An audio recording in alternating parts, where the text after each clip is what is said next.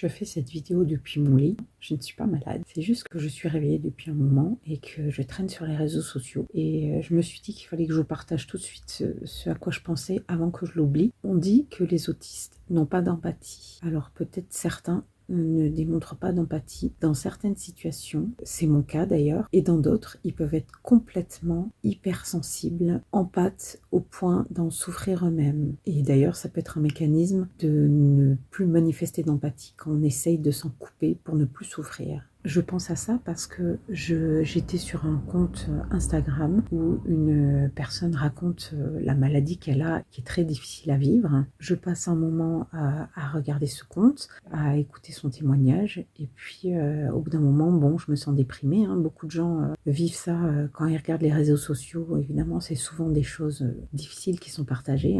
Pas tellement de joie. Bref, et donc je pose mon téléphone et je me dis bon, je vais essayer de me rendormir un peu. Et là, je me sens mais terriblement triste, terriblement dégoûtée de la vie. Je me dis mais qu'est-ce qu'il y a? Là, je me dis ben en fait, une fois de plus, j'ai fait l'éponge et j'ai l'impression que c'est de ma vie dont on parlait juste avant. Là, je me suis dit mais attends, c'est pas toi. On parlait d'une autre personne. Tu peux reprendre le cours de ta vie, tu peux être joyeuse, tu peux sauter partout, tu peux faire des projets pour l'avenir. Et ça, c'est très dur de faire repartir cette impression qu'il s'agissait de moi en fait. Et j'ai déjà vécu ça quand j'étais ado parce que la relation entre mes parents allait pas du tout. Et moi, je passais mon temps à ressentir que j'étais eux. Je me disais, bon ben voilà, j'ai, je sais pas quel âge ils avaient, 45 ans, on va divorcer, ma vie est finie, j'ai pas d'avenir. Et du coup, j'ai complètement à cette époque-là zappé de faire des projets, d'imaginer la vie, la joie, la liberté. Et je vivais moi-même ces difficultés de couple. Dans le même ordre d'idées, je peux aussi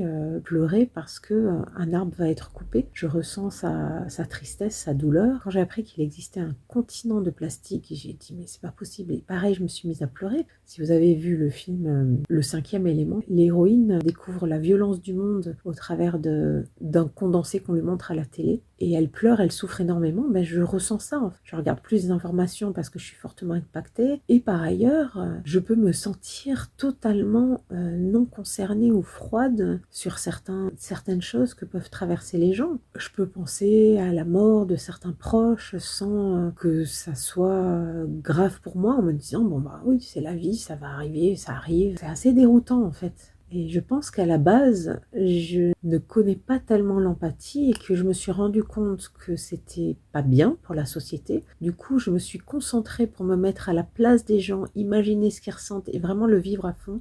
Et c'est ce processus qui fait que la confrontation à la difficulté des gens me bouleverse, m'impacte énormément. On dit que les autistes sont dans leur bulle. Moi, j'ai tendance à dire que ça peut être l'inverse, c'est-à-dire on est tellement impacté par tout ce qui nous arrive autour, tout ce que les gens vivent. C'est d'une violence inouïe, et même sensoriellement, les sons, le toucher, tout ça, que on essaye peut-être des fois de se remettre dans cette espèce de bulle pour se protéger tout simplement. C'est une hyper sensibilité monstrueuse. Je connais d'autres autistes qui ont l'air vraiment froids dans des situations où la personne à côté peut pleurer, souffrir, et l'autiste ne va pas du tout savoir comment réagir et va paraître froid, distant, ne saura pas dire les mots qu'il faut. Et ça peut être embêtant dans les couples, on va dire, t'es complètement insensible à ce que je vis. Non, ça peut être une sidération intérieure de ne pas savoir quoi dire, comment réagir. Je me souviens aussi quand j'ai perdu ma cousine qui était jeune, et on était jeunes toutes les deux à l'époque. J'ai vraiment eu du mal à ressentir cette empathie. J'ai annoncé le décès, mais d'une manière totalement froide, et même j'ai ri, et je dis je suis désolée, je sais pas pourquoi je ris. Je riais alors que ça a été vraiment une catastrophe, cette perte dans ma vie, ça a eu des conséquences psychologiques pour moi. Ensuite, je me suis mise à jouer du piano alors que tout le monde se préparait à partir à l'enterrement. Quand j'y pense maintenant, c'était vraiment décalé. Plein de fois dans ma vie, j'ai eu des réponses décalées à des situations qui pouvaient être difficiles, et je m'en suis pas forcément rendu compte tout de suite. Des fois, des années après, j'y repense, je me dis mais comment j'ai pu dire ça, comment j'ai pu faire ça. Bref, je pense que là pour le coup, j'ai quand même pas mal de difficultés à avoir du recul sur